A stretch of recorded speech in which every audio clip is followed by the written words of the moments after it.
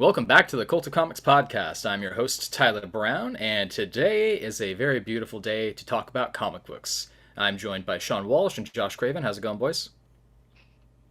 Yes.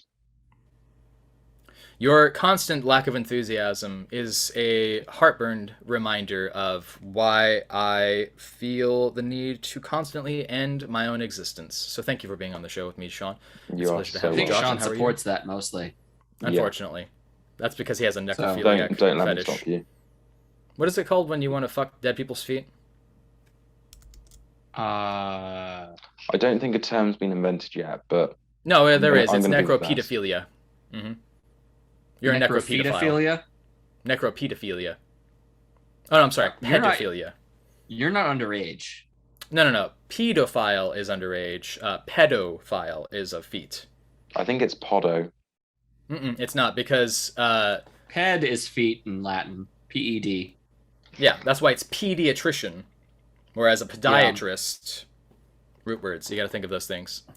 Yeah, it's podophilia. P-O-D. No, I'm gonna call you a necropedophile. Sorry, necropedophile. That's what I'm gonna say. Sean Walsh, how we doing, my good, loving necropedophile? If we've got anybody else that's still listening, the podcast. We're gonna talk about comics. Yes, and first we're gonna talk about. Yeah, this is all foreplay right here between these two. It's mostly. I mean, listen, when I get over there, the first thing I'm gonna do is I'm gonna nibble my nose into his neck and just drink in his blood. Yeah, Eskimo kisses. Little Eskimo kisses. You got to do it really aggressively. This is a comic book. No. We watched a video the other day. And they basically, you got to grab him by the chin and just get in there. Yeah, you got to do it aggressively. It's the only way to do it. Kind of like in that movie, 30 Days of Night. I like that documentary. If any of our listeners have seen Midnight Mass, just think the scene towards the end with the neck kisses.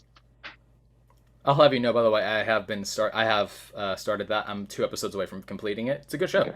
You'll see what I mean by the neck kisses when you finish it. There are so many episodes out already? I thought there was only one or two. No, it all came out. It was released in one go. It's it was like 1 episode a week. No, it's the same creative team of Haunting of Bly Manor and Haunting of the House. Yeah. Which I found out that... Game, Doctor Sleep. And soon to be Something is Killing the Children. If you've never been on the show before, you will come to find that these two like to talk over each other and me. It's a fun little game that we like to play. It's a delay thing, I hope. Sure it is. No, I think Josh is just rude. We have to get our words in there, or else Tyler's going to take up all the airtime. Yeah, that's What true. can I say? I have important things to say, and I'm better than everybody else. And one quick thing I will say before we get into the comics, I really don't like the monster design in Midnight Mass. I don't like it at all. What? There's a monster? Spoilers, Tyler. Eh. We can talk about this on our own time. Yeah. It reminds me of the Queen. Actually, Prince Phillip. Yeah, his true form. Blood Boys. Anyways, and we are going to talk about crossover number 8. I just wanted to mention first, just a little bit of an announcement. We aren't going to be covering Substack releases week to week now. We're going to wait until we have sort of a full issue's worth, like 20 pages or so, and then cover it. So it probably means it'll be towards the end of the month we get around to covering the Substack stuff. I mean, we're going to have to wait until these things get fully released, yeah. Yeah, because this week's release of Fish Flies was 4 or 5 pages, and none of them had a line of dialogue on. So it's just difficult to get a good conversation out of that. So by saving it until we've got a decent amount of story to get through. Mm-hmm. Yeah. I mean, that's also the reason why I didn't really want to give it ratings last week, is because there's just so little content, you know? I feel like last week we had like 20 pages of Fish Flies, so it was enough to have a bit of discussion about, but yeah. It was a good start, 20? But yeah. It was 11. No. Last week's Fish Flies was about 20 pages. Welcome to the show where we argue about numbers. Maybe. What? It didn't feel like it, though. It's been a lot. It was 20 pages exactly. Not including the cover. Stuff. Not including the cover, 20 pages. 21 including the cover. I'm really not joking. But the cover appeared a couple times. And I'm not even joking when I say this. I'm dead serious when I say this. I'm just gonna start sending you scripts to read, Sean, just based off of that sassy attitude that you had just there. Just beautiful. script Loved me. every minute. It makes my work easier because I don't have to come up with it on the fly. Loving every minute of it. Well, I'm thinking of it on the fish fly. And on that note, we are going to talk about crossover number 8. Thank you for the announcement. This is the next issue since issue 7, which was 2 months ago, by Donny Cates and Geoff Shaw. Yeah, the no, Chip Zdarsky issue 7 was Daddy Zdarsky. Mm-hmm. Yes, it was. And first thing that we got to get out of the way is the opening of this book is basically apologizing for that issue, which I find really funny. Even before that, I love the recap. Yeah. Why did I pay that was a cool page. Why did I pay for 6 issues when I could have just gotten One thing I'm going to say off the bat, I like that opening page with the recap. However, that took 2 pages of story out. Right. Yeah, it did feel like this was a quick issue. We got 17 pages of story in this issue. 17 pages. And that's... You're looking at it wrong. That's counting the double page spreads as 2 pages. You're counting it wrong. You're looking at it wrong, not counting. You have to look at it through the perspective of... we argue about numbers. Yeah, exactly. You have to look at it through the perspective of you only got 17 pages of story. We got the full 22 pages of story. It's just that we got some extra background to the plot of what's going on because you're looking at me confused. Well, okay, so here's my argument. The reason why is because the entire purpose of that is to show that the concept of the storytelling devices in the first place, because that's the entire premise of this book is revolving around comic books and the way that stories are told is destroyed. I get that. However, it still meant I had 17 pages of actual story this issue.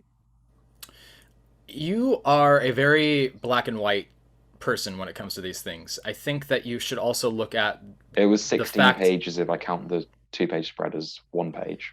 If you look at the person who's in the cage drawing these things out anyways, like the narrator, whatever superhero that is... Yeah, on page 3. Or page 1. 4. Page 1. The point I'm trying to make is it's not detracting from the story. It still is moving it along. In fact, it actually gives us some background to why this government organization has some of the knowledge that they do, that they have this extra person who, for all we know, could be Donny Cates. I think it is Donny Cates. Maybe. Yeah. But we got 6 out of the 17 pages, 6 of them were, this is what was supposed to happen. Which, don't get me wrong, I liked. But when it's 1/3 of an issue that we've had to wait 4 or 5 months for, it's kind of annoying only having 11 actual pages of story. I didn't even think that was going to be the thing that you were going to complain about. I thought personally that my complaint was that the majority of this issue... I'll get on to my biggest complaint later, but you finish your point. Yeah. The thing that I was just going to complain about was just that for this being the next issue that was moving everything along, I mean, it only really showed us an argument between Ellie, Ellipsis, and what's his name? I can't remember now. Orion? No. What's his name? The son of the preacher. I cannot remember. Ryan. Is it Orion? It's Ryan. Yes. Oh, okay. Ryan Lowe. Yes. The majority of the conversation that was going on was bickering back and forth, and it wasn't Bendis-y, at least, but it very much was a let's have these two characters come into this conflict right now, which is interesting, but I feel like that could have been resolved in 2 pages. We only got 2 pages of it. 3. You know what I mean when I say that, though, because immediately following was the Team of Powers coming in. You know? It's... Speaking of Bendis... Yeah, I know, right? Which maybe that was the intent. I kind of wish they spoke in like really awful, like short, weird dialogue.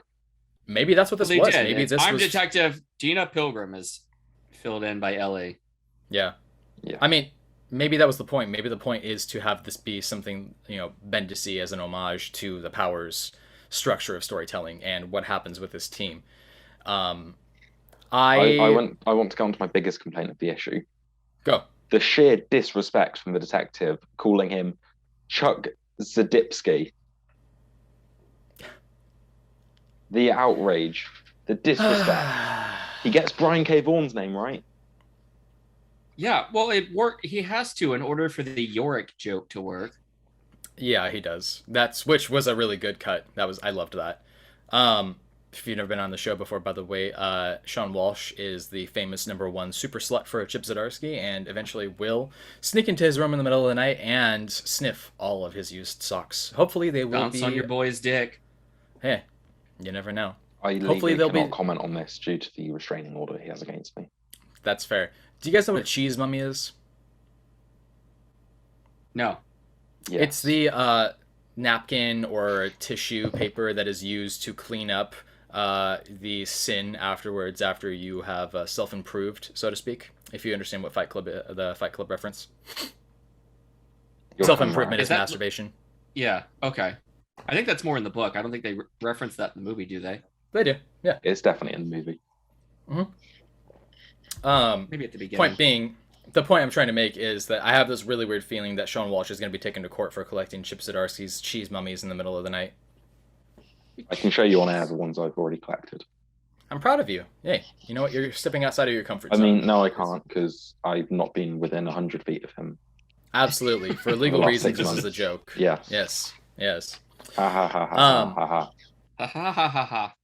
Okay, outside of the Chip Zdarsky comment and the opening pages, what else was there that was like a conflict for you? Because for me, this was fun, but essentially this was just another... It was purely the page count. I feel like it just reads really quick. Yeah. When I saw that first page where it says previously on crossover, I was like, how the hell are they going to cover this and do the comic at the same time? And then we got that 2-page spread with every single page from all the previous the first 6 issues. Yeah. It's clever. I definitely, I guess, expected a little bit more. Crossover so far has been about 3 issues for me, 4, including the Chip Zdarsky one, of really good content. I feel like it's moving a little bit too fast for its own... What's the word I'm looking for? A little bit too fast for itself. And it's coming across as something that maybe is a little half-formed in idea at this point.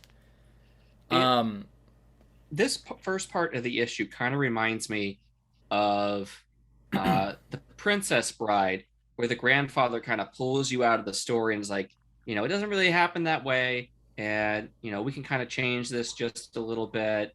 It's kind of meta. It's super meta in this, where it's like, this isn't how the story was supposed to go. We're supposed to change this. We can change that. Culminating in, the barrier was supposed to come down and all of the superheroes that you know and love are supposed to come out and kind of merge with the rest of the world. We get the 2-page spread on yellow pad of paper where it's like I all went these through and made a superheroes list of all the superheroes on there. Yeah, it's all the superheroes but it's like you ask your friend to copy their homework and they're like, okay, copy it, but change it just a little bit so the teacher can't tell that you copied me. So every major superhero is here, but it's just slightly different. So like that meme of Boris Johnson and Donald Trump with that exact quote? Yeah. I mean, I don't know. I'm not trying to hate on it. I obviously still am a big fan of Donny Cates and Geoff Shaw, and I am enjoying what's happening. I guess I just wanted something to be moving further along at this point. I mean, I'm at least Donny aware... Cates jumping onto Venom? So your complaint... No. He's just finished Donny Venom. Cates is Silly. just finished Venom? He's on Hulk. He's going to Hulk? And Substack. Yeah. Okay. I hate you. So Tyler, your main complaint is it's moving too fast for its own good, but you want it to be further. You want it to progress further. How can I explain this? The pacing of the interaction was the highlight, and the pacing for that interaction was to a degree of speed that felt like it had a sense of purpose and intensity. I get that. But I feel like if you're going to move things along to that degree, it just felt like a misnomer. Like it very much felt like a issue that I could just forget about very easily. I think is the complaint I have, really. You know, the arc is starting off with a bit of a fizzle. yeah, and I mean, I shouldn't necessarily blame the arc based on the introduction, but I definitely feel like it could have came in a bit stronger, I guess. Yeah. I'm obviously going to keep reading it. I'm still enjoying it. I just was hoping for a bit more of a beginning to this arc. The revelation of how things were supposed to go was really nice. That was my favorite part of this issue. And I do like the conversation that happened between Ryan and Ellie. I just felt like it all felt very empty in the end. Like, if I tried to explain Sure. what happened with this issue to anybody else, I just wouldn't really be able to. It's like, recap, some things were supposed to happen, they didn't. Argument, Ryan sees his dad. That's pretty much it. Yeah. Yeah. I'm kind of surprised that they captured his dad. He kind I of don't seemed like he would really- be one of those big bads that would stay on the loose and cause trouble along the line. Yeah, Kind of pop in and out. that's another thing I think I have a bit of an issue with, is I feel like he has been characterized as more of a big bad than he actually is, but he Maybe doesn't. he's got a whole compound of people with weapons and plans to Yeah, kill all the superhero or well comic book characters. And the last time we saw him, he was just torturing a guy in a costume. yeah. I think it's been a while since we've seen him, maybe 2 or 3 issues. And I mean, he obviously is villainous in his behaviors, and I mean, he is meant to be the reason for why Ryan is doing what he's doing, and you know, the conflict of who he wants to be versus who he would like to be, and the things he actually enjoys doing, etc., etc. But at this moment, I just don't know if that character is enough to make me interested in him. Yeah. So, yeah, that's all I have to say about the issue at this point. Sorry for ranting. Yeah. Yeah. Yeah, I think we're talking a bit in circles now. Yeah, I gave it a 7.75 out of 10. 7.5 for me. Okay, so you give us a Yeah. hard time for doing the 0.25 system. No, even then, like his rating is higher than my rating, even though he, had so many more problems with it. Yeah. It's because I gave another issue. I originally gave it 7.5, then I gave another issue 7.5, and I was like, the crossover was a bit better. But I couldn't justify an 8. Okay. Yeah. Josh, what about you? 7.5 for me. I mean, I have to be in agreement. I think that a 7.5 is fitting. I think it's a fizzle of a start. I think it's still an engaging comic, but I think that's mostly because of the previous things that I've read. So Actually, they got Chip Zdarsky's name wrong. 1 out of 10. They said Chip Zdarsky at the beginning of the issue. They Sorry did, about then, that, Chip Zdarsky. Then he said Chuck Zdarsky. Because the guy isn't very familiar with it. Whatever. So when you shake your head, your two-page- mic is shaking with it. I hate you. Yeah. The 2-page spread for the preview for next issue. I don't know who this chalk outline would be of. Hang on, let me get there. 1 second. Let's see. Retro Girl.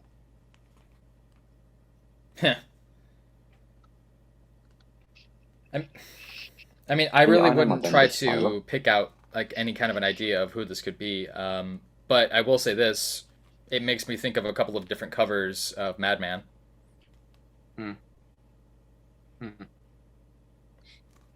That's all I can really think of, though. All right. Yeah. Well, All right, let's move along. I was going to say, it looks like you've got Ryan and Ellie standing over this, but Ellie's back in her old costume. Oh, you're basing that on the feet and the trench coat? Yep. Yeah. Okay. Assuming that they're actually the ones. But I mean, it's also a cover, so you can only judge so much. Yeah. This cover had no standing at all in this issue, so. It's a thing with comics, at this point you can't expect the cover to tell any kind of a story, Like, at least with a good Asian, you the have head a is concept very of it. unique in that, though, isn't it? Yeah, Right. but I don't know. Again, It's I time don't for want to. Sean to sit down and shut up because he didn't read Yeah. any of these. Yeah. Next, we are going to talk about the Department of Truth number 13 by James Tynion IV and Martin Simmond, and this is the issue that brings together all of the reason for all of this extra dialogue, the reason for Hawk explaining the way that he does, taking Cole on this journey constantly, teaching him things about tulpas, teaching him things about monsters, the controls of everything. This is the reason why, and it is wonderful, and I love this issue. Yeah, they really stepped on the gas here. You know, anytime it seems like we come close to the truth, they step on the gas and then like come off it right before we get to the destination. Mm-hmm. So we get plenty of information out of this issue. Yep, get out of here, Sean. Yeah, don't you Good come God. back. Go make some tea.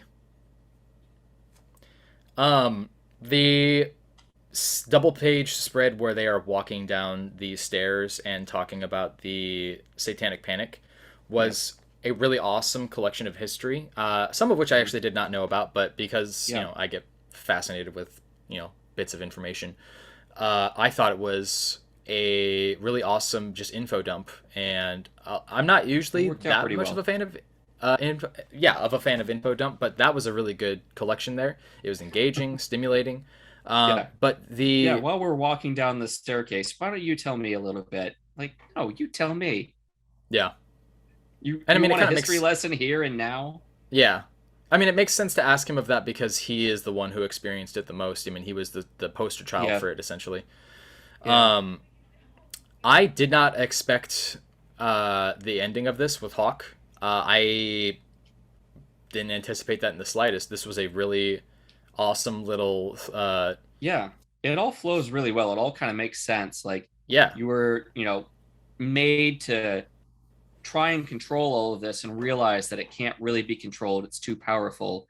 And you Mhm. realize things need to end. Yeah.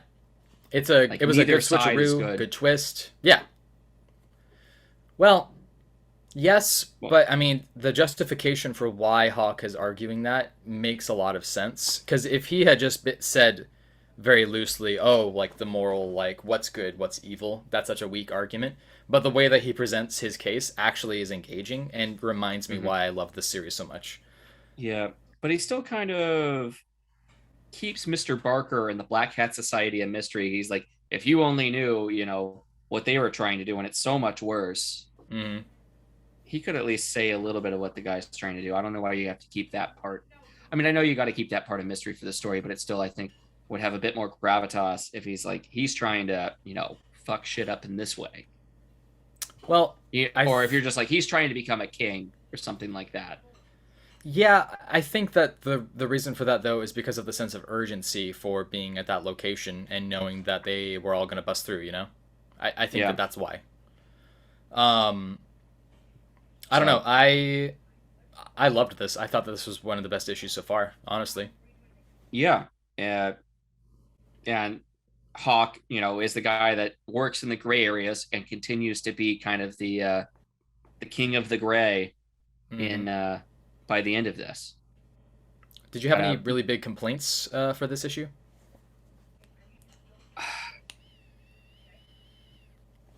I'm probably going to say the same thing in The Good Asian, but I think we've been seeing a lot of issues over the past month. All the different issues, kind of weaving all the stories together, making sense of past things. We had Stillwater last week. This makes sense of a couple of different things from the past. This is the end of the arc right here. Mm-hmm. So it clarifies a few things from the beginning of the series. Spoilers for Sean. Big spoilers. Yeah, cover your ears.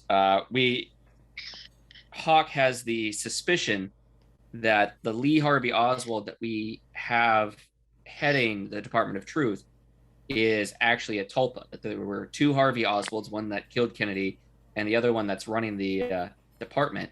They swapped the two guys or brought the wrong guy in. Exactly. Yeah. So that kind of clears up, one mystery of like, why are they bringing this guy in? Or we know you didn't kill, JFK, I think, at the first issue.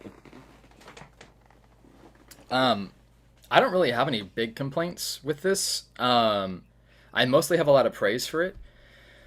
The revelation with the star-faced man in the bedroom with Hawk was a big moment for me, and what Hawk has decided to do for Cole at the very end of it, and the last page in specific, was a moment that it still sticks out in my mind. I really feel like Martin Simmons was born for this comic. It's just so good. It's so engaging. It's creative and very experimental while still being a comic book that is not so intensely hard to understand what you're looking at. I don't know if I noticed any really big small details. I know that's more of your thing. Did you notice anything that was something you wanted to highlight? No, nothing really stuck out to me in this. No, nothing really stuck out. Okay. I can't really think of anything either. I guess the only thing that I will say is just that I think a lot of the art decisions here to feel like you're traveling into the pits of hell kind of felt like... Right. So the name of this issue is Hawk's Inferno, like Dante's Inferno. Good, because that's exactly what I was thinking. That felt like a walk with Dante's Inferno. Yes. I apologize. There's people outside of my window right now who are just screaming and shout to them to get off your lawn. Yeah, it's not coming through that well. Okay. I can't really hear that. I like... You mentioned the last page, but I like the second to the last page where Cole shoots Hawk, and Hawk limps over to the door that would lead to Mr. Brzrkr, and he closes the door, and the door disappears. Yeah. So they've basically thought into existence the idea of portals and whatnot. Yeah, I figured it was something like that, and I'm glad you agree, because that's the only thing I can really think of. Hawk seems to be the kind of person who just has that ability at that point. I mean, he was able to manifest helicopters, so, yeah, who knows? Cole is such a bystander in all of this. He was the tool to use, but I keep hoping that we're going to approach the kind of fact that Cole has some superpower to control or manifest these kinds of things. Yeah, he strikes me as the kind of person who has some sort of an influence, because that must be the reason why Brzrkr is interested, right? Yeah. Yeah. So that's something that remains to be seen. And unfortunately, we're not going to find out anytime soon. Well, it's taking a month off, and then this was issue 13 and the end of the arc. And once again, we're going to have 2 issues with guest artists dealing with kind of side stories. So issue 14, the artist is... Who'd you say it was, Sean? It is John J. Pearson, who did Blue and Green, which was a creator-owned book by Ram V. I've posted some of his artwork in the chat for you guys to see. Yeah, it looks like he's drawing with colored charcoal. Yeah, it looks like a softer version of Martin Simmons' work. Very similar sort of roughness and style. So this next issue seems to be dealing with Scientology and an origin kind of for the Gossip Lady in Red. I understand that the collections are 1 through 5, but I guess if they omit those 2-part storylines. They do. They're not in trades. As far as I've seen people on the Image Comics subreddit saying, "Hey, where can I find these 2? They're not in the trades." Mm. And then in December, it's going to be David Romero. Just says Razor Blades, the horror magazine, and that is going to focus on the Mothman mythology, which is one of my favorites. Excited to see. Yeah, Tyler, you'll be very happy to hear I am going to catch up. I really don't believe you. Because I want to read the Scientology issue and the Mothman issue. Yep. I don't believe you, but I I'm going appreciate to. you. I No, appreciate I'm you going trying to. to appease me. Shall If we? there's one thing I love, it's people ripping into Scientology. So I cannot wait. That's fair. That's fair. Yeah, we're good. Do we want to give some ratings? Yeah. Sean, what's your rating? Oh, wait. Oh, right. Funny. This was a good issue. 4 out of I know 10. we didn't say too much about it, but it's definitely like an 8.5 for me. I'm inclined to agree with you. I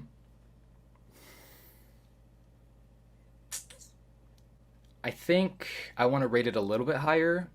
I don't think I want to rate it 9. I think I want to rate it at an 8.75. I mean, it was a good issue, but I'm not like, reading it and getting chills and like, oh my god. Like it was definitely like a really good issue. Like it's one of those really good episodes, but it's not like the best. Well, to me, like a 9 score or like even a 9.5 would be issue 5. The issue where Cole actually kills those reporters. That was such an intense highlight that it made me feel a lot of emotion. I felt a lot of emotion with this, and I loved the info dump on it, and I loved the twists and turns and revelations. I think that the artistic choices ultimately have what has led me to my score. I'm gonna give it a 9, actually. Yeah, I'm gonna give it a 9. That's fair. Yeah. Okay. With that, we can move on to The Good Asian number 5 by Pornsak Pichetshote. And Did you like the name I put on the script? I actually really do. Alexandre Tefenkgi. So similar to what I was talking about with Stillwater, this fills in a lot of the gaps in what we know. With the cover, something that we were complaining about before was the lack of clarity or context, but this actually makes a lot of sense. Which one? This one? Yeah, Good Asian. I'm talking about this is the cover that you got, because there's usually 2 covers. Yeah, I got it. Okay, cool. That's the regular cover, I believe. Yeah, it is cover A. Before we get into it, you had pointed out to me in the chat the back matter that said the first person who can get what this is referring to, one of the creator's favorite. So, yeah, the issue was inspired by one of his all-time favorite comics. And if you can guess that, if you have the issue and you can take a picture of that issue in front of your local comic book shop, he will send you every version of the Good Asian issue to date signed by him. So I have no idea. I just do not. It's reminiscent to me of some Frank Miller stuff I've read. It's reminiscent of some Brubaker stuff. But as far as something that I personally think would make a lot of sense in correlation, I cannot figure it out. Yeah. I mean, I could argue that it has a lot of features of Batman Year One, but I don't think that that's it. Maybe even some Sin City, but that's it. In here. I have guesses at different scenes that would be relevant, but I can't place any of it. The scene where he's at the bar and talking about infiltrating his first sting. The next couple of pages, the spot where you see the chauffeur helping the lady into the car, maybe. Mm-hmm. Well, as far as like the meeting in the bar, talking about the infiltration, it kind of reminded me of Gordon meeting and talking about, coming to Gotham and why he did, and his experiences with the dirty cops. That's the only thing I could really think of, though, because everything else about it feels very unique. I'm excited to find out the issue that this is. I'm just going to take a guess and say Watchmen, just because that's everyone's favorite. It's a safe bet. No. I'm not going to say. I'm going to say no because this is a noir comic, and it's the issue where we see Rorschach's origin. Yeah. We see him taking the coat off the clothes peg. Who knows? Maybe it's like an issue of Dick Tracy or something. Actually, that would make a lot of sense because of Pichetshote's choice. I mean, he even said in issue 1 that Charlie Chan, he was a fan of Charlie Chan. So, I mean, having a detective book, Dick Tracy was a very big comic, so I would it would make sense. But who's going to have that issue on hand? Someone who is older than you. He lists literary inspirations, so maybe you can match that up with some comics. Okay. So this issue was, as Josh had said, a filling in of the gaps for a lot of the back matter for Edison and his origin story, how he came to California, his relationship with his family, how he got his scar. It is a fantastic issue that allows you to establish a connection with a character that you had already really had some connection to in the first place, and really just come to understand this very masculine perspective that he has of self-sacrifice and a realization, this recognition that he is different from the white people that he is in relation to, and the distance that he still feels with the father figure that he has lost, as well as the relationship with his quote sister, although they're obviously not actually brother and sister, and how that started off romantically, physically, etc. He had mentioned Hawaii before, and there wasn't very much conversation or clarification about it, and so having this issue was really nice to have. I really don't usually like flashback sequences when they're really heavy-handed. This was not heavy-handed, and I loved that this was well, it's not just handed to you flashbacks, instead of force-fed to you. It jumps around a lot. It covers all the way from his childhood. It jumps around, so it's him like becoming a cop, then jumping back to his childhood, then kind of moving forward through time, and then moving back to right before he came to San Francisco, it seems. Mm-hmm. That's all very standard format from what they've set up in previous issues, but we've got this 2-page spread right here that I really love. This one. Yeah. Where it all flows. I don't know if those are supposed to be like palm trees. Like, it's all connected. The lines don't separate the different panels. Well, if you notice that the location that they're at and the waterfall, it looks like it's trying to highlight the fluidity, crashing waves. Yeah, some of it, kind of looks like waves, yeah. I think the reason for that is because of how something can seem serene, but also be so violent at the same time. I think that's the choice there. Is it just me, or did the art quality improve in this issue? I don't know. It's more people focused. There's not really a lot of buildings to draw. So maybe they put more time into the people. I don't know. I just feel like the detail in the faces is so much more this issue. I mean, it really has picked up. It kind of waxes and wanes. There's certain pages where the people are just kind of less detailed.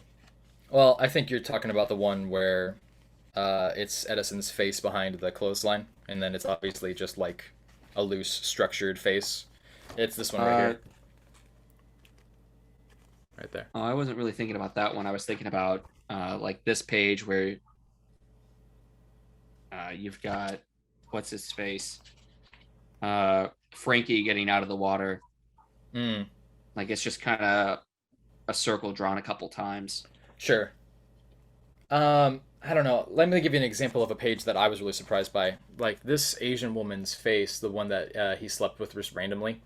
Yeah. I don't know what it is, but the attention to detail in her structure and her lips, I think it stands out. Yeah. I think that there's been a lot more attention to facial structures this issue.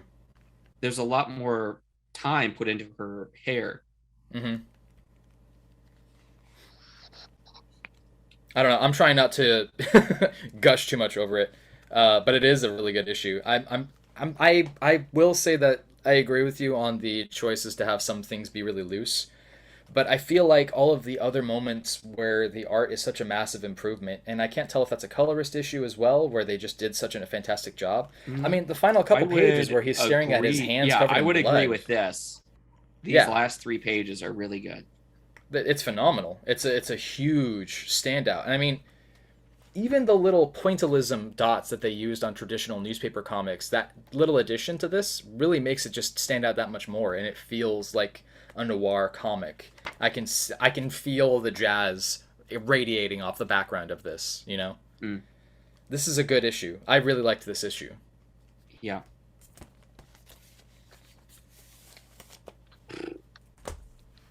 Yeah, there are certain sections where it does seem like the art was given just a little more detail. The page where he's being told that his friend died in jail. Yes, absolutely. There is definitely some more detail right there. Mm-hmm. It's definitely a really cool framing of his hand and having the people painted on there. And his eyes are right on the hand. Mm-hmm. I don't know who does the covers as far as like painting, like coloring wise. I see it's Johnson. It's the same guy who did the covers for Daniel Way's Deadpool run. But I really love this sort of pastel choice of oils on canvas, this painted structure. It just helps it all stand out.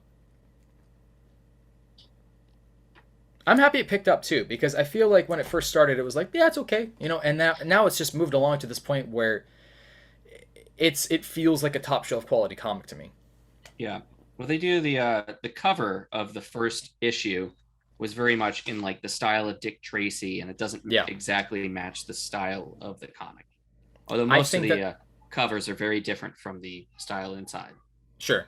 I think that there's been an improvement on how they've paid more attention to this comic, and the cover is no exception to that. I think that it's continuing to grow, and I really enjoy seeing that in a comic book. I love seeing an artist. I mean, a really good example of that is Charlie Adler in Walking Dead. I mean, his structure in the beginning was very loose, kind of scratchy, and by the end of issue 193, you're just sitting there like, my God, this man's a genius.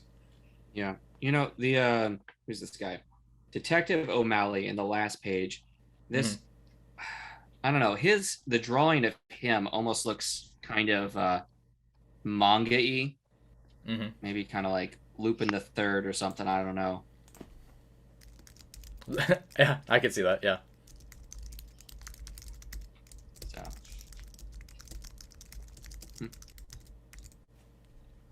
I'm not sure I have much more to say about it. Okay, well, let's move on to ratings. I'm ready. He says we're halfway through at issue 5, but I thought it was a 12-issue series. Maybe it's only 10. You're talking about in the back matter. Yeah, I think you're right. I think it is only a 10. I don't know. Let's do ratings. I mean, it was really good, but I think I still gave it like an 8.25. I'm going to give it an 8.5. I think it was really a big improvement on the book. I was really engaged by the choice in colors. I think the lettering was brilliant. I think that this has been the best issue so far. Yeah. Excellent. I'm going to let you look up and see how many. It is out of 10? Cool. Yeah. All right. That's what I was waiting for. Thank you. And shall we move on? Yeah. I get to speak again. Cool. Yes, finally. A real boy. All right, well, we've got Undiscovered Country in number 16 by Scott Snyder, Charles Soule, and Giuseppe Camuncolli. I think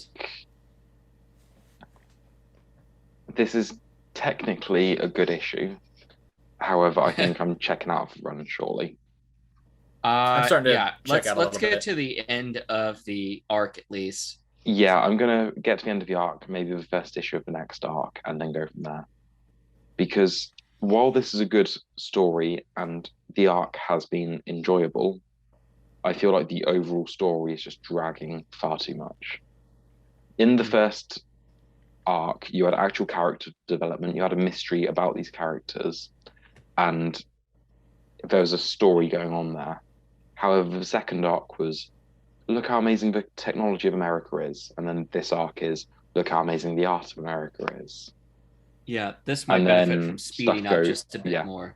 Then we find out stuff's not as it seems, and again, we're seeing the same song and dance a couple of times.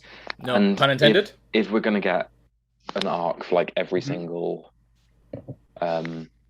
they're catching on. Every but zone. They still should have caught on that something was wrong here. Yeah, already. Aren't there like 10 zones or something?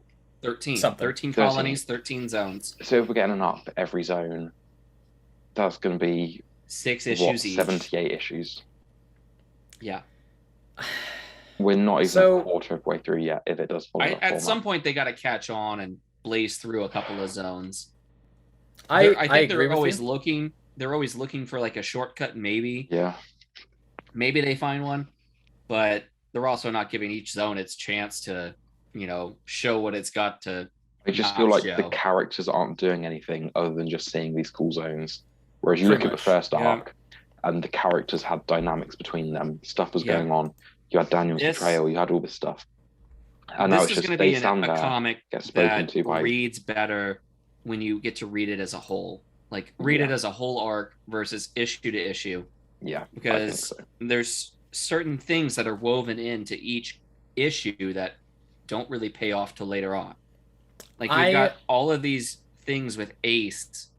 We're seeing a lot of things with Ace in this issue, and they'll probably pay off later, but they don't really add anything to this issue. One compliment I do want to give this is the Crossroads Devil is his design is cool as fuck. Yeah, I agree. Yeah. I just want to add on. I agree with all of the criticisms. I actually want to add on a little bit more, though. I think I understand the desire to want to highlight a different individual character per story arc and, talk about their journey and what have you. But what I was expecting to happen was they leave behind someone in each zone to kind of fix it. It's what they did with Pavel in the first Only in the first zone. They didn't leave anybody behind in the second. No, in 2, I was expecting them to leave Cheng behind because he had the robot. Maybe they did, and this is a copy of Cheng. Who knows? And then I was that's what I was expecting to happen, but then they didn't. And it would have been something interesting to see each character kind of bond with the zone, and they fix America and become these almost founding father-esque. Yeah, that would be pretty neat. But then they carried on and didn't do that. So the thing I was going to say was, I think that it makes sense, and I agree that would be interesting. But at the same time, when you look at the first story arc, you had that character who was a former, I think he was a general, he was a prisoner of war. He keeps a key lockpick in his cheek at all times just because he knows or is in fear of and has paranoia of getting captured again. We got just a momentary glimpse of that guy's backstory and what happens with him, and it still moved everything along. When you look at the interactions between Cheng and Janet, is it Janet? Which one? No, the one who sang. Janet. Worthington, right? Yes. The interaction between them at this point has become very stale, and it kind of shows, and unfortunately really highlights, how much enemies. All of these characters are essentially just very two-dimensional now. If you have the doctor, what's her name? She's the sister of the dude. Charlotte? Lottie. Yeah, Charlotte.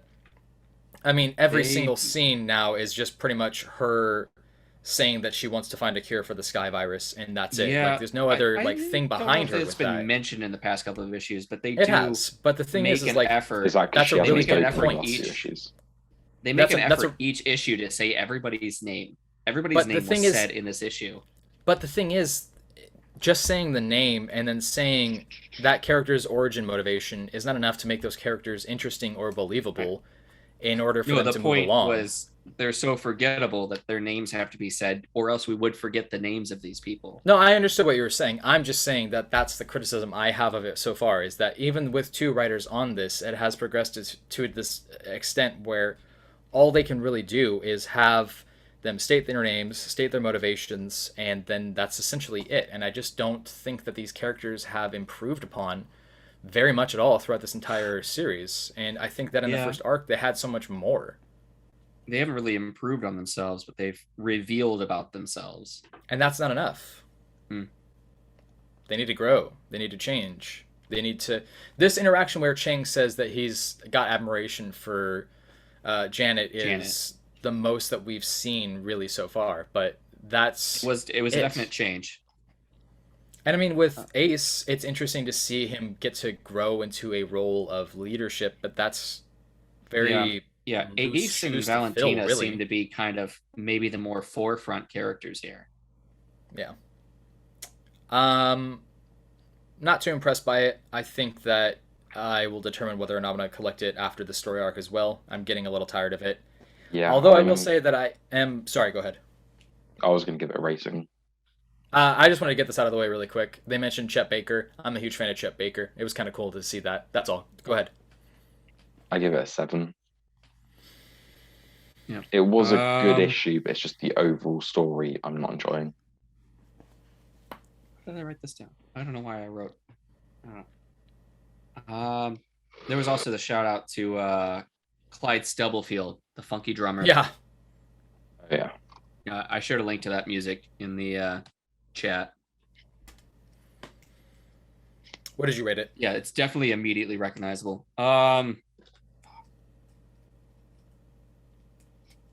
7.5.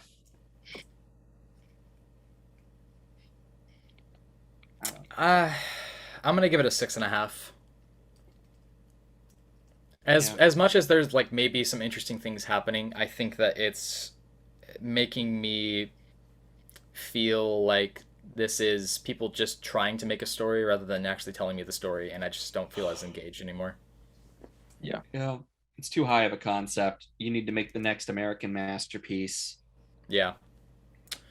I'm gonna let you guys take the next one, by the way, just as a heads up for the future. Yeah. Do you guys recognize? Like, I kind of recognize some of these ships, but I can't quite place them at the end of the last page of the issue. I have no idea. They've got to be something like the half in the sea is probably the Titanic, but I can't quite place any of these other ships. Like maybe one of them's from Waterworld. Maybe. Like the one with the 2 sails in the bottom left, but yeah. Yeah. You guys go ahead and take on Brzrkr. I'm gonna use the bathroom really quick, and I'm gonna come back. All right. So Brzrkr number 5 by Keanu Reeves, Matt Kindt, and Ron Garney. So what did you think of this? It was all right. We're getting more backstory. Yeah, the whole series seems to be like an origin story almost. Yeah. So every issue is just more and more backstory piled on. I don't want to say we got the kind of fake out, but the end of the last issue is, what's the lady's name? I can't think of the doctor's name. Is her going into his house to discuss with him, and that's only the first 3 or 4 pages of the issue. I thought there would be more than that, but it's basically like, here's some information, you know, music never changes. It's all about fucking. Very true. Music is science. It triggers hormones, unlocks inhibitions, yearning, howling at the moon and the heavens, searching for connection. So I don't know how much you know about whiskey, but he offers her a drink. And he offers I know her, the older it is, it's supposed to be good. Yeah. So he offers her a 200-year-old scotch even.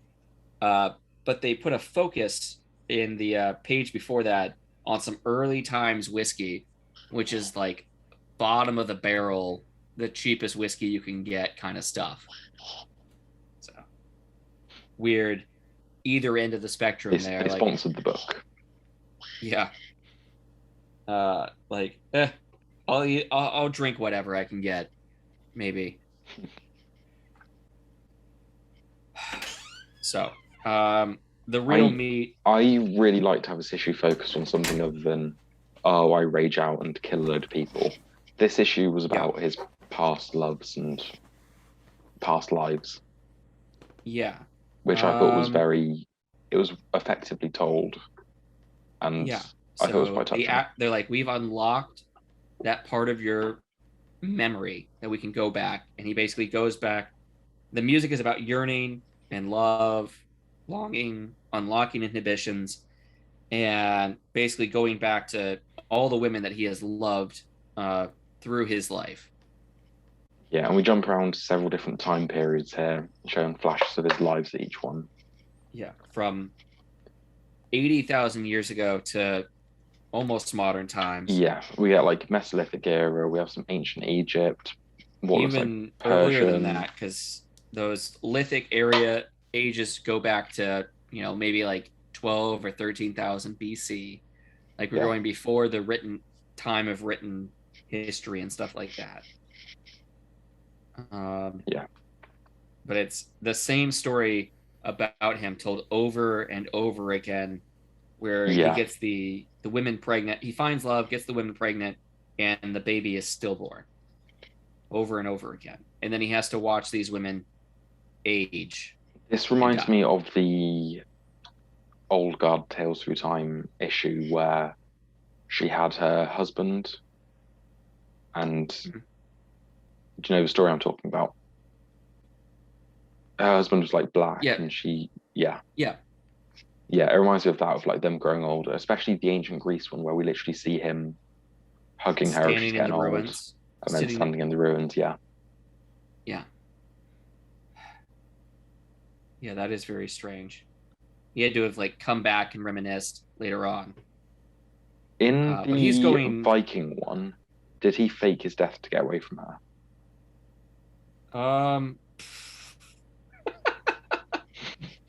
Sorry, I'm dead. Gotta leave. Bye. I'm willing to leave this by getting burned alive. Yeah, like this time he was kind of like, I'm not going to let her watch her get old while she's watching me stay young. But this time he took himself off the board, kind of thing. Yeah. Because this was seemingly the last time he let himself fall in love, because we don't see anything after this. And it was kind of him taking himself out of the equation. Yeah. It is very strange. I'm wondering if we're gonna later on, because we see this temple to get rid of the clingy girlfriend. Yeah. Or he just like finally maybe gets faster. It seems like they've given him the technology now to heal back faster, so it only takes days instead of however long it took beforehand. But maybe he had already healed back by the time they had put him on the on the ship and lit him on fire, and he's like, oh nope, I'm healed, guys, I'm ready to come back to life. Oh shit, I'm on fire. She just hears him screaming. Yeah, but we see him in India as a monk, and I'm wondering if it's going to be like, oh yeah, he was Gautama Buddha, and oh yeah, he was also Jesus, and it only took him 3 days to come back to life after that. This book is actually just an autobiography about Keanu Reeves' life. Yeah. The end kind of confused me a bit. After we see that he's... Yeah, I got that, but then we see him destroy the machine, and then it cuts to, is that him on the submarine? Yeah. It's kind of weird the way the story just jumps. It does jump forward to that, but it also is, okay, you get to do your experiments, but we also get to have him go on these missions. So it's kind of cutting back and forth between those. Yeah. So it's just, okay, experiment's done. Go do your mission. And then she's salvaging the data that she needs. The data being some reading on the cosmic being that gave him birth or that lies within him. Yeah. They're clearly trying to get his power and replicate it. I am still really enjoying this series, and I like how this issue did something different to previous issues. It is different, but it still feels a bit meandering in this issue. I do agree with that. Like, it is just still flashbacks. There's not really any present day story. Yeah, well, that's not really that big of a problem. But it's still kind of meandering. We're almost halfway through the series. Yeah, because it's not showing like a full story in the past. It's just like snippets and little clips. Glimpses and things like that. I opted to get the I noticed it was very shiny when you were looking Yeah. through it. Yeah. It's a nice paid cover. an extra $1 for something cool. Ratings wise, I gave this an 8. Uh, I'm really enjoying it.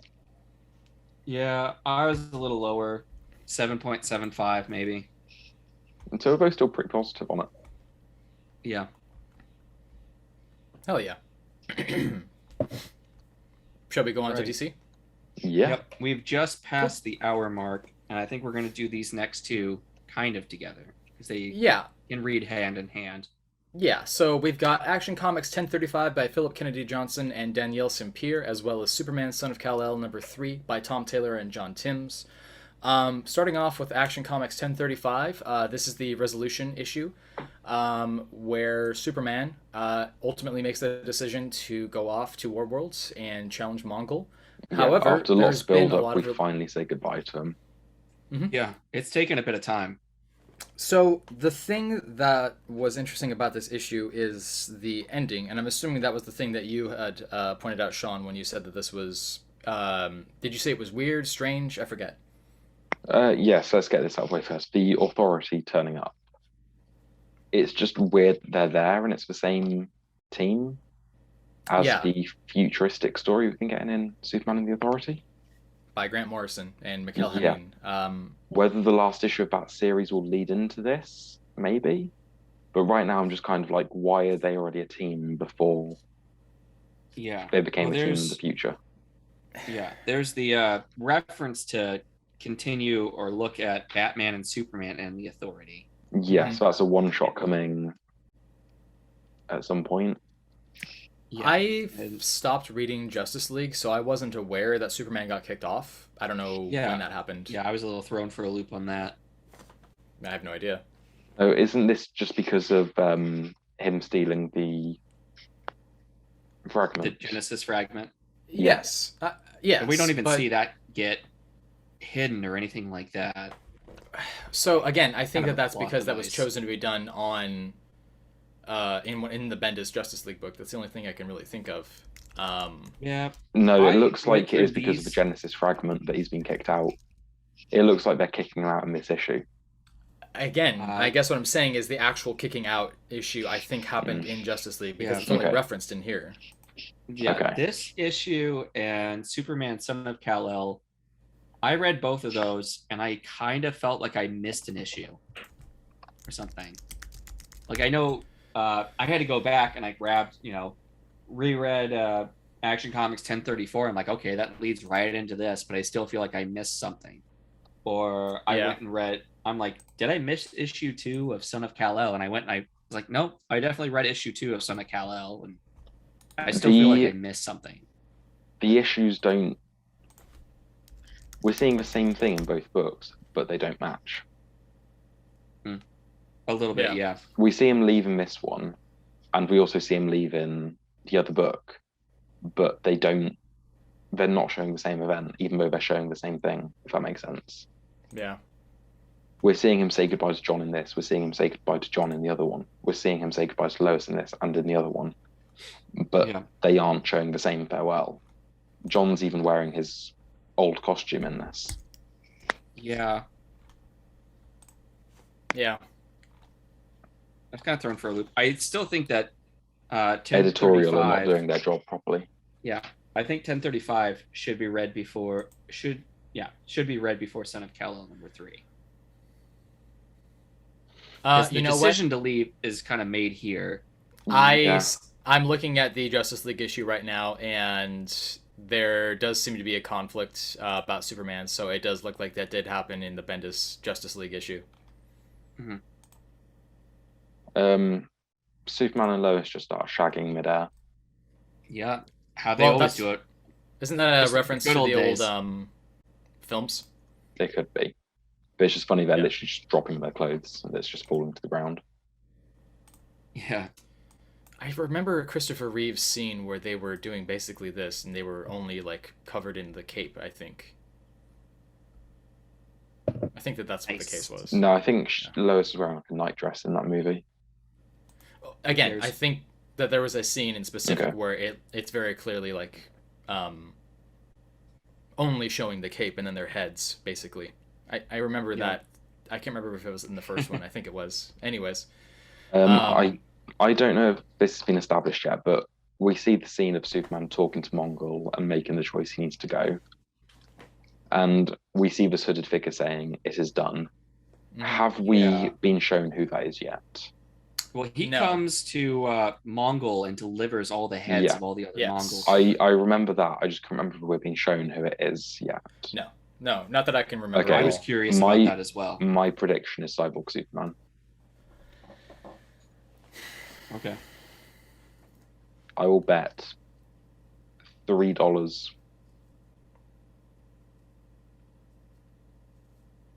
I'm debating on if I should take you up on that.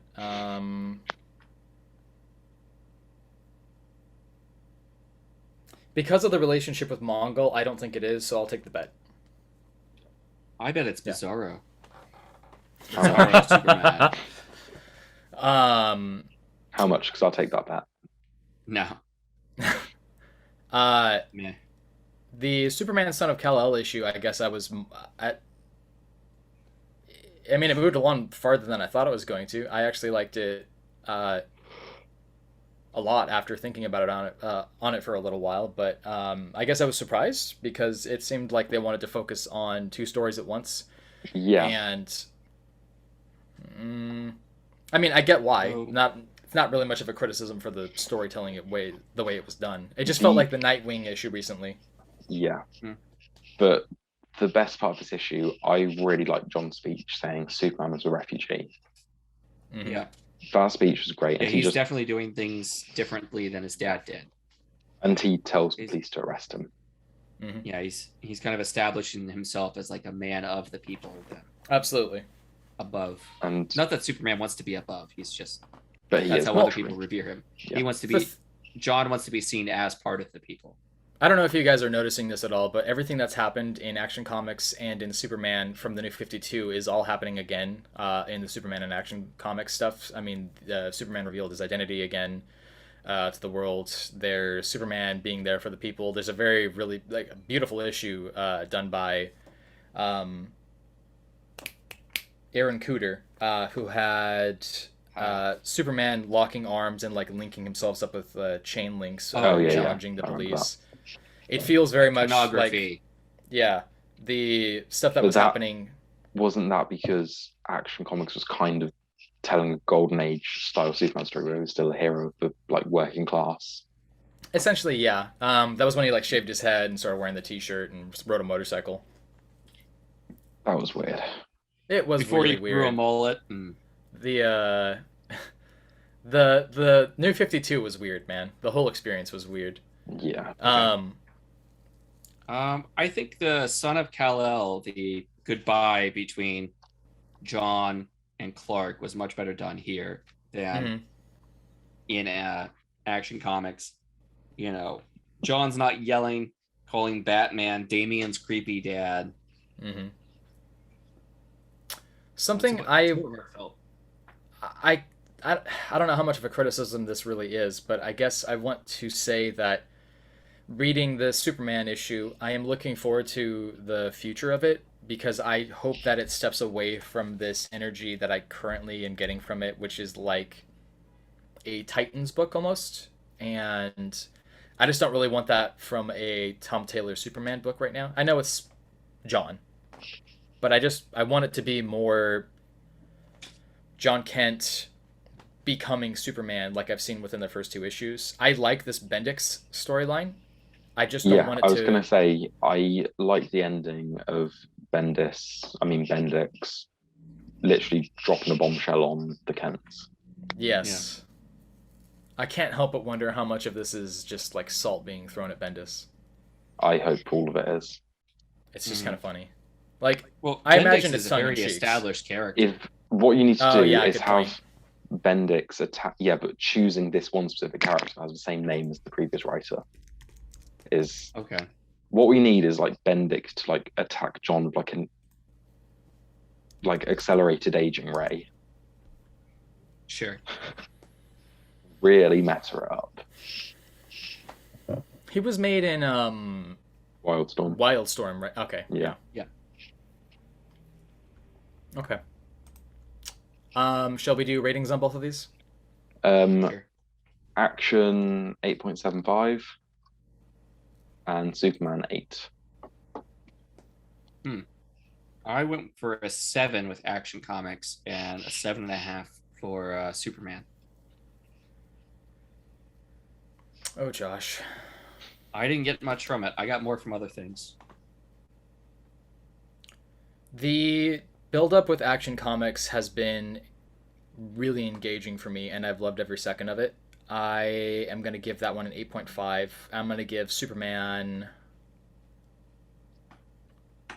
an 8. You know, it's really my fault here because I didn't read Superman and the Authority and all the It other wouldn't things. It wouldn't have changed. Yeah, No. much at all. It just adds confusion, if anything. Yeah, that's pretty much it. Yeah. Don't get me wrong. Okay. It's still, it'll make you more confused, and it's a good story, but I just don't think you really need to read it in order to understand what's going on here. I'm reading it, and I don't understand what's happening. I mean, at least this answers the question of, like, why is Superman and the Authority only 4 issues long, and what does this mean? Yeah. Who knows?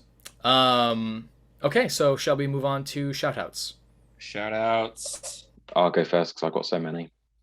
Yeah. So first off, we have Batman vs. Bigby, A Wolf in Gotham #1 by Bill Willingham and Brian Level. So this is the first New Fables issue. Yeah. Now that it's sort of relaunching. I've not had any experience with Fables before, but I really like this issue. Fables is fun. Yeah, it was a lot of fun. A very different style Batman story to what we've been getting recently.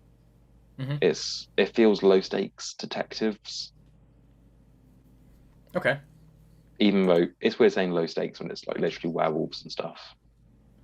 But compared to the Fear State and all that stuff that's been going on, Joker War, City of Bane, it's nice to sort of just have something that's Batman beating up a thug. And yeah. Also, I only read about halfway through. Did you get to the page with the Robins? Let's see here. I got up to page 10, where Stephanie and Tim are talking to Batman. And we've got like multiple Robins in this. We get 3 Robins. Yeah, that was interesting. Yeah, I liked it. I mean, I'm not opposed to it. I guess I'm just surprised because what's going on in Batman right now is different from the costumes we see here. But it definitely isn't. It's Black Label. It's not continuity. Yeah, so I mean, it's not much of a criticism. I actually didn't mind it. I like seeing all the Robins together. Yeah. I think it's interesting. You know what they call a group of Robins? A round. Orphans. Murder. That's wow. Nice. Okay. Yeah, it's called a round of Robins, not orphans. Jesus. The art style. I saw that meme earlier today again of from the intro of Batman vs Superman where he's like hugging the little girl, and he's like, "Shh, Robin, it'll be okay," and she's like, "My name's not Robin." Yeah. New Robin. That's too good. New Robin. Robin 7. The art style in this was a little weird. It's very loose, very scratchy, very rough. Yeah, it's the same artist as Fables. No. Is it not? Nope. Oh, my mistake then.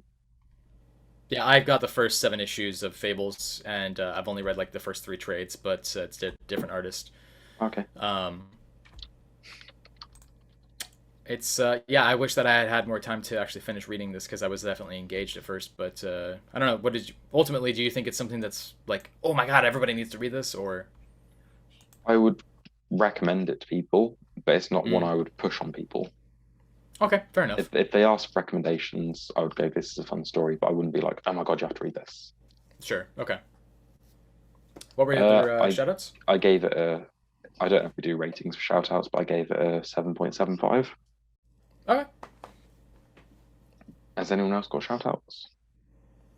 I've got stuff, but I thought we might run through all of yours. Oh, I can do. We don't have to do it that way. I also had Deathstroke Inc. #1 by Josh Williamson and Howard Porter. Probably the weakest thing Josh Williamson's written recently. It was it was an action movie. There wasn't a lot of character work. It was a blockbuster action. It is some interesting stuff of Slade's character, sort of establishing why he's sort of turning into a hero now because he's joined. Is the team called Trust? He's not joining the Titans? No, he's been blacklisted from there. Do not serve. He joins, Trust, and they're taking down Hive. So yeah, it does some interesting work for his character. He basically says he's been towing the line for too long now. He knows he needs to make a choice. I'll give it a few more issues before I decide whether to carry on or not, but it's fine. Deathstroke is one of those villains that I just don't really... Go ahead. I was going to say, one complaint I have is he's walking around with... Black Canary is also in the issue, and he's walking around with a gun that is larger than her. Howard Porter's art style has always been very, different, but I feel like since his work with Grant Morrison on Justice League, it's been very strange. Well, there is a reason behind that. He severed his thumb on some broken glass, severed the nerve, and had to basically reteach himself how to draw without feeling in his thumb. Wow. Okay. Yeah. I mean, that's a damn justifiable reason. So that's why his style changed so drastically. Okay, fair enough. Better. Go better. Deathstroke is one of those villains that I don't really know if I really don't want him to be a hero.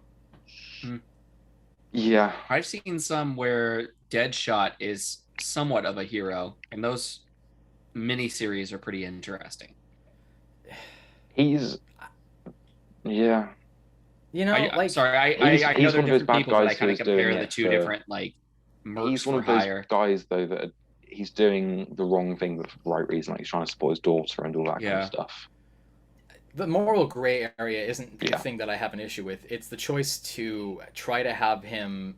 There's just so many plots that have been written with him where he is a fantastic villain, even outside of Titans, where he's going to have grand schemes because he's level 9 intellect or whatever. Yeah. My favorite thing that I ever saw was the very controversial Identity Crisis. I was thinking the same scene. Yep. It's a fantastic scene. It's one of the best ones that's ever been written of him. He's a fantastic villain just for that. He takes it was very it shouldn't have happened, but it was still a cool scene.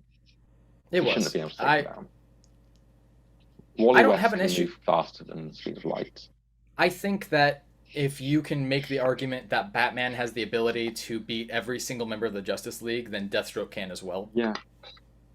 But it was just the way he did it. It was kind of like Flash is faster than he just grabbed him by the scruff of his neck and smacked him. Yeah, basically. Yeah.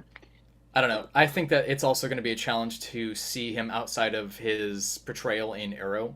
I really liked that portrayal. Yeah, I hear his voice when I'm reading it. Absolutely. Anu Bennett? Yeah. Yeah. Which, by the way, he was in 30 Days of Night. Ah. Cool. Yeah. I need to finish off Christopher Priest's run because that was what I read of it was very, very good. People loved that run. It was one of those things you need to binge read because I got to issue 25, 26 and stuff from issue 2 or 3 were finally paying off. It was one of those things that needed to be read. Compacted. Yeah. Hype me up for Robin 6. Yeah, it's just carrying on what's been going on, really.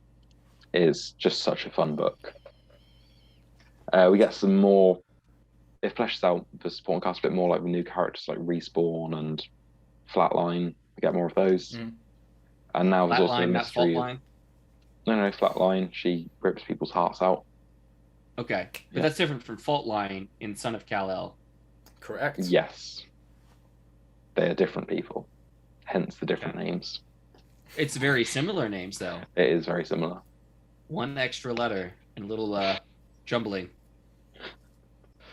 There's also now, at the end, Damien steals this book, and it's got the true identity of Mother Soule in it, who I didn't even really think was a... She's the one, running the tournament. Oh, it's not Ra's al Ghul running the tournament? No. Everyone thought he was dead until he wasn't. So Ra's al Ghul is Mother Soule? Huh? Huh? What did you say? I think I he's said just Ra's saying al things to Ghul is confuse Mother you. Soule. No. Okay. But yeah, Bastard. I didn't realize that Mother Soul was a character worth theorizing over. I thought she was kind of a bad guy, but is she Granny Generic. Ghoul? Ooh. Who Granny. the hell knows? But yeah, Robin's still such a fun book, and I'm glad it's He not. is Robin number I'm 6, glad it's isn't not he? being forced into. Shut up, Josh. Is he? You got Dick, Jason, Tim. Do we count Steph? Yes. Steph. Do we count Carrie Kelly? If we're going for 6, then yeah. Well, I mean, Okay, she was but- established, but at least before. So yeah, I'm Yeah. gonna say yeah. Okay, Josh is right. Go on. Yeah, I'm glad it didn't tie into Fist Day. Cool. Okay. I'm glad it didn't sacrifice its own story like Nightwing did.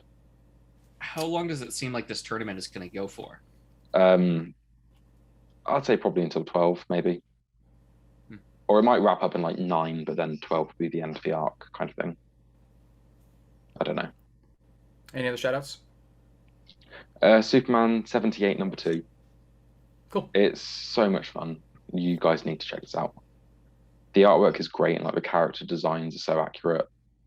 This issue, we had Lex Luthor finally out of prison and he's like applying for jobs. Now he's on parole. He had a job interview at Cord Industries, and when they were kind of like dismissing him, he like started like arguing that he's the greatest criminal mind of our generation and they should respect him. And it's just so funny. It's cheesy in all the right ways without being too unreadable and ridiculous. Okay. We also When was got the last time you watched all the movies? I saw 1 and 2 maybe 6 years ago, and I've not rewatched 3 or Quest for Peace since the first time. But yeah, you know, in 2 when he uses like he pulls off his emblem and it's the plastic sheet that he sort of wraps around Zod, and yeah, that comes in this issue as well. I gave this issue an 8.5. Cool. Josh? It's a lot of fun. Josh, did you have any shoutouts? Yeah, sure. Let me write this down. So, Parasomnia number 4. I don't know if you were going to check this out or not, but this is supposed to be. This is like the end of the story arc, and it does wrap up several things. It sets more things in motion. This isn't the end of the story. At the end of the comic, it says to be continued, but there are no more issues solicited. Dun. Like volume 1, it says the 4-issue miniseries, and I thought that was going to be it. Like I wasn't on board for more than 4, so I'm kind of confused right now. So there's some really cool fights, and it's Parasomnia where there's 2 different worlds. And this kind of fantasy world is supposed to be the sleeping world, but they make hints that our world, the waking world, is really the sleep world, and that the fantasy world is the real world. At one point, towards the end of the story, and it's really cool, he manifests himself from the sleeping world in the waking world, and then it cuts to the end of the fight. They were like, oh, we don't have enough pages to show this fight. We're just going to jump through it. Like you're jumping past the coolest part of the issue. And then that's basically it. And it says, to be continued, but that's all that's been solicited. Like, well, maybe it continues if enough people buy it, but yeah, they're probably going to do a sequel series at some point. I think that's what they're shooting for at this point. Yeah, I just thought it was going to be a contained 4 issues. So I was going into this expecting them to wrap things up, and I didn't know how they would do that, and they didn't. So fair. Whatever. I kind of want to know that kind of thing where I know how long things are going to be. If they're going to tell me a number, I want it to be the length of the series, I guess. No, I can understand that, especially when it comes to creator-owned stuff. That's not something that's advertised as a ongoing series, Yeah. I also read Echo Lands number 2. Oh yeah, how was that? It's really good. Like there's it's not text heavy. There's text in it. It's art heavy is what it is. And I can see that they had to have spent a ton of time on this art. They've got their team already put together. You know, our main character has a team, but each character is drawn in a different art style. Like here, let me see if I can hold this up. See if we can get that in there. I see what you mean. Each character is a different kind of art style, and you've got this blend of like high fantasy mixed with post-apocalyptic. It's very much like heavy metal, where you can't really place anything, but there's references to other things, and it just takes a while to really take in the art. It does look like something that would be in the magazine. There's this great set of pages, and it's basically the height of a regular issue, but it's turned sideways, so it all folds out like this, and they do large 2-page spreads, and they're going through the sewers, and instead of having panels, it's separated by a maze in like the sewer system. It's fantastic. Interesting. So it's a very decent second issue, and I'm excited to see where it goes. They've been working on this for, I think they said 15 years when they first came up with the concept for the comic and to work together, and now it's finally coming to fruition. Cool. I mentioned in the last time that I talked about issue 1 is that the back matter for this is fantastic. They've got the continuing interview with the guy who is supposedly the big bad. They've got advertisements, like fake advertisements that you would see in this, because it's supposed to be like a futuristic, post-apocalyptic, high fantasy, whatever. San Francisco is where it's set. So they've got like an advertisement for the wharf. Oh. Or the pier. Yeah. Little one-panel comics. They've got a list of the music playlists that they listened to while they worked on it. A lot of thought into all it. Sorts of, yeah. So, it's very rich in detail. Cool. And it's not text heavy. Like, it's not just, they're like, we want to put as few words on here to not obscure the art. That's good for me because I can't read. We know. So that's all I'll say about that. It's a really good issue. I'm definitely going to keep picking the series up. I might catch up. Okay. Well, it's only 2 issues so far, so not much to catch up. Bit of a commitment. A big commitment, yeah. Whatever. Well, there's not a lot of words in 1 issue, but over 2 issues, that's a lot of words. Oh, it adds up. Yeah, it does. All right. I am going to shout out issue 875 or 74 of Amazing Spider-Man, the end of Nick Spencer's run, the conclusion of the Kindred saga, and the revelation of all of the things that this has really been building up to. This ended with a fizzle more than it did with a bang. It resolved in a way that really wasn't very flattering. And ultimately, it came in a full roundabout measure to bring back together MJ and Peter Parker. And as engaging as engaging and as cool as that may be, the things that made this series interesting are all of the things that really happen in the background. You have the revelation that Mephisto is kind of foreshadowing what's going to be happening with the is foreshadowing that he's been having visions for the majority of you just said Mephisto and vision in the same sentence. You said the special word. Ding ding ding ding ding ding ding. Click click click click click. He's been having visions of pretty much his entire existence of how he's going to end, and he knows that this is going to foreshadow towards the Avengers at some point, that he's going to bring hell on Earth and essentially try to take over that realm. But he will be met with a challenger, and the person who will eventually lead to his own downfall is going to be Spider-Man.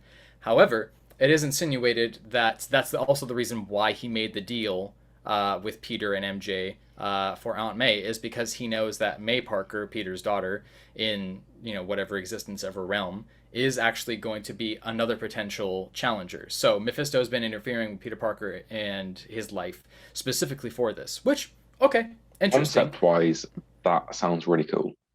Yes. Yeah. Execution-wise, meh. There is a lot of Doctor Strange playing, what's it called? I thought Doctor Strange was dead. No, he's Doctor dying. Strange is playing a gambling game. It's where you put the ball Roulette. to guess the Roulette? number. Yeah, he's playing roulette with Mephisto for Peter's soul, and he has to choose two champions. It's very strange. That's a good word, considering the character. It's just not. I just don't think that there was really a point to it, other than just to have the conversation with Mephisto and Doctor Strange. Kindred ended up being two people. It was the clones of Harry Osborn and Gwen Stacy that we all thought were the son and daughter of Norman Osborn from that revelation way back in the J. Michael Straczynski run, where he was like, "Oh yeah, by the way, Norman had a love affair." You said with they Gwen retconned Stacy. that. Yeah, no, they did, but it's just very strange. Also, we know that Harry has been dead this entire time, and that the one that we've been seeing in the comics is actually another clone. So there's two Harry clones and a Gwen Stacy clone, two of which are kindreds, and they're under. I'm not a clone, but I am Harry. It was just kind of strange. I'm not a clone. They really built it up to just have this issue end with everybody fighting, and then everybody just kind of stop. And now Harry's dead, and Norman's alive. I don't know. It was very. I'm just really happy the Nick Spencer run is done. I'm happy that got retconned, but ultimately you have to ask yourself the question: is it really worth it? I mean, I paid $10 for this oversized issue just to have it just be like, and it's done. What? They all stop fighting. They're like, wait, you're a clone, and you're a clone. It's still the Spider-Man meme of them just pointing at each other. Literally. Yeah. Why are we fighting? We're all clones. We don't have any. We don't have souls. We don't have a stake in this at all. This could have been resolved in 35 issues instead of 75. There was so much build-up for no reason, and so much filler, and I'm just so happy it's given done. the artist a break I do kind and of not blame gone editorials weekly. for that, though. Is it weekly or bi-weekly? It's it does that thing of I think it's every 3 weeks. Oh yeah, it is now, because it's not twice monthly anymore. Yeah, it's I think it's 3 a month or something. No, it's two. It's one every 3 weeks. You were correct. So,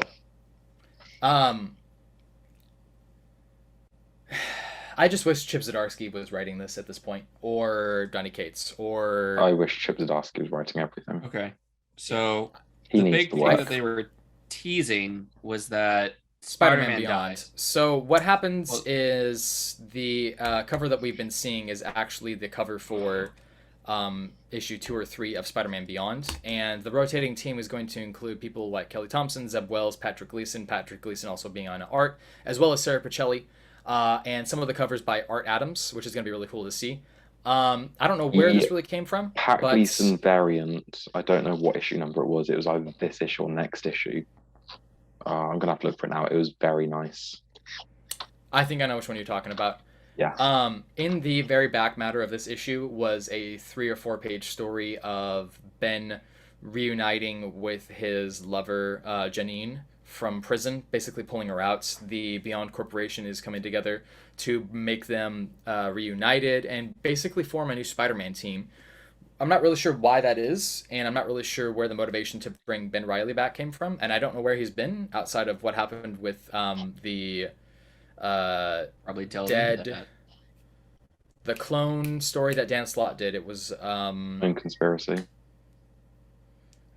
Yeah, I think it was the Clone Conspiracy, It was. where he came back, but it's also Ben was the villain in that for a minute. So what's happening? Yeah, the cover I've just posted in the chat is the cover for the variant for next issue by Pat Gleason, and it is beautiful. It's a black background with a white web over it with a spider hanging down, and it does the Spider-Man mask, and in the mask it says The Amazing Spider-Man. It's a very nice cover. Detail. I just Oh, I see it now. There's So, a lot of this that Peter very Parker much makes doesn't me die? just not very like.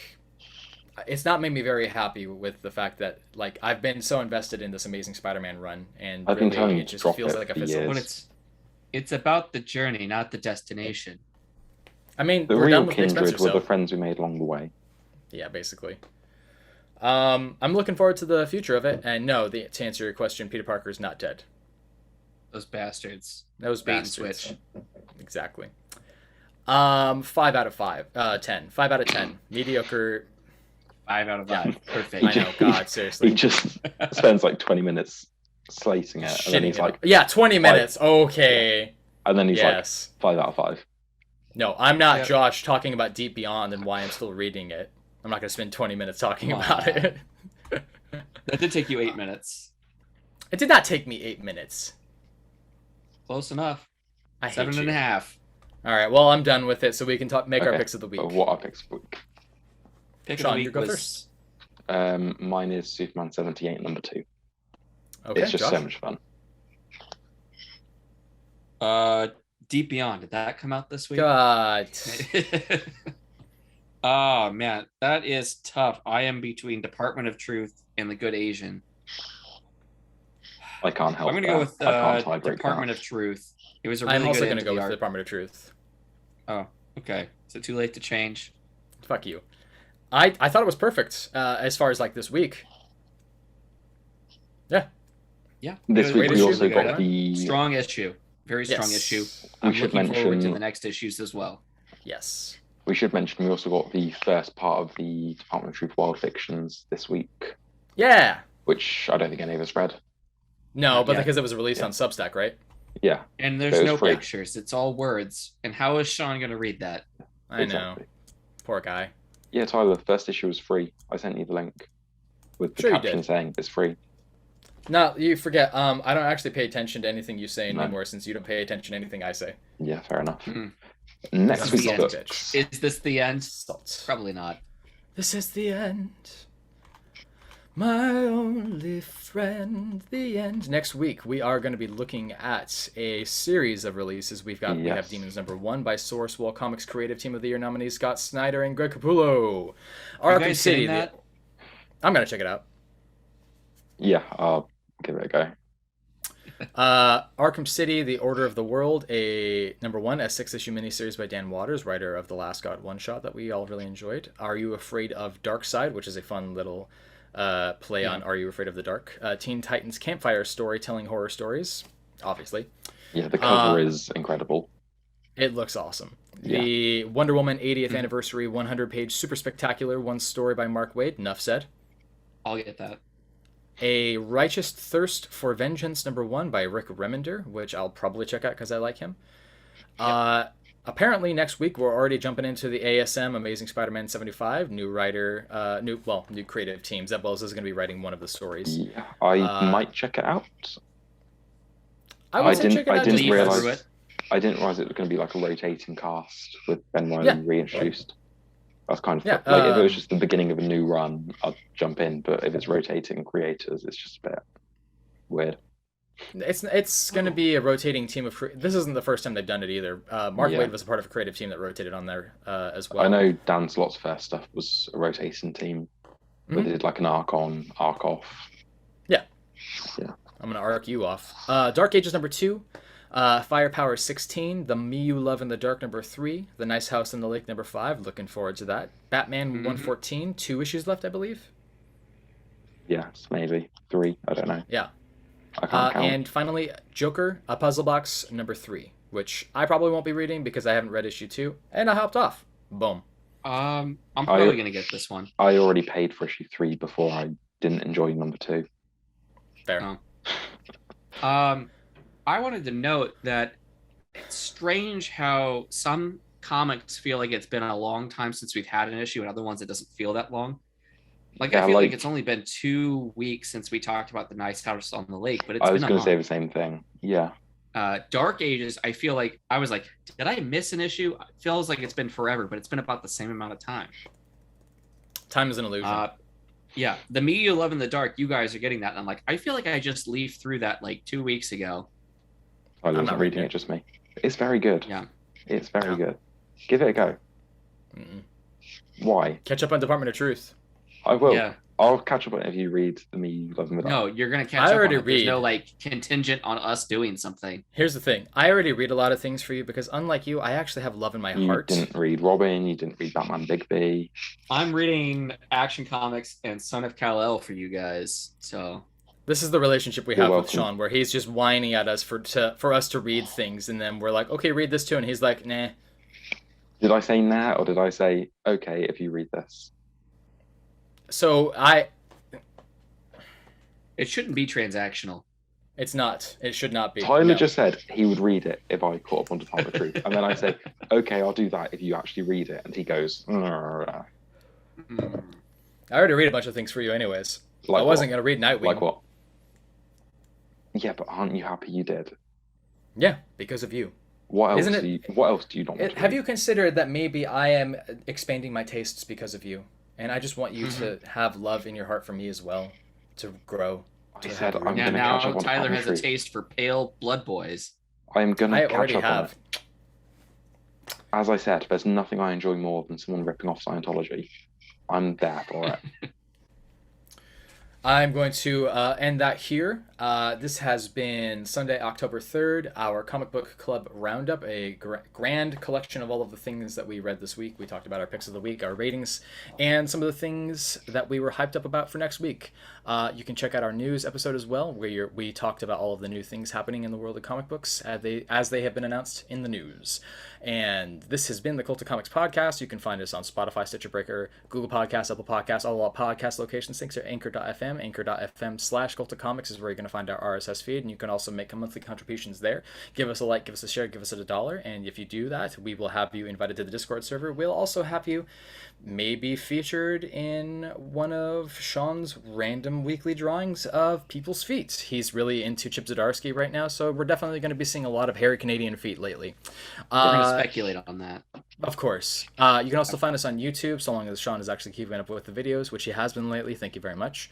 And let's see here. What else am I missing, boys? Oh, you can find me on TikTok, at Telebrown is here. You can find these two on Reddit, creeping, lurking, mostly talking about things that no one actually cares about. And also, for some reason, P?